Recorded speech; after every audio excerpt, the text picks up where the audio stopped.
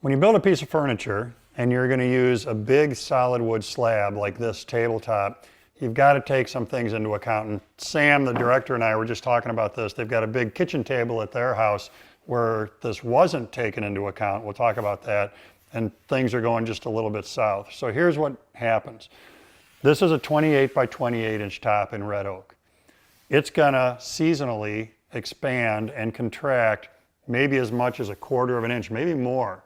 So as temperature changes, as humidity levels change, this top will be forever moving. Now you can stain it, you can seal it 6 surfaces, 6 being 2 faces and all 4 edges.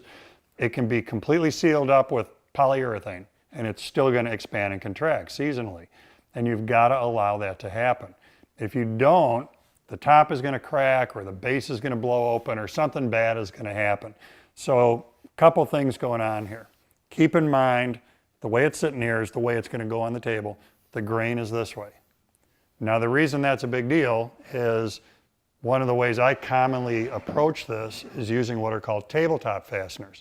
So if you look at the rail here, there's a kerf that was cut in there before the rail was incorporated into the table.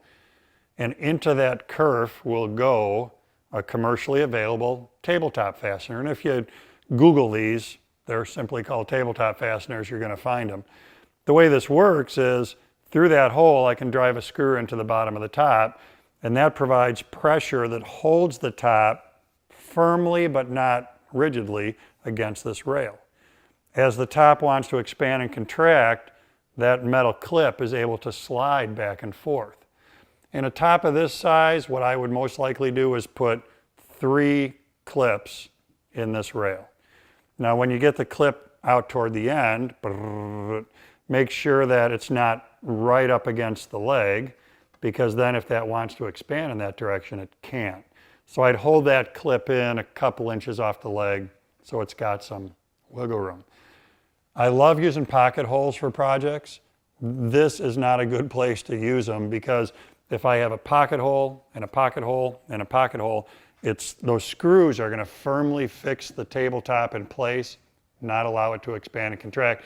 Certainly what we don't want to do is put a bead of glue on the top of this thing and glue it down. Now I talked about grain direction and why that's a big deal, because seasonally this chunk of wood is going to expand and contract across its width. It's not going to change its length. So we have to allow expansion this way. We don't have to worry about it this way. So the clips only go in the rail or rails that are perpendicular to the grain direction.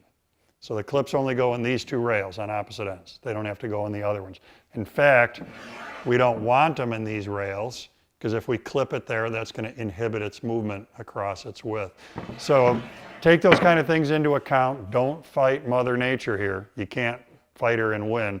So allow this to expand and contract. Tabletop fasteners are a great approach to letting that happen, and your tops and bases will remain crack-free through the life of the project.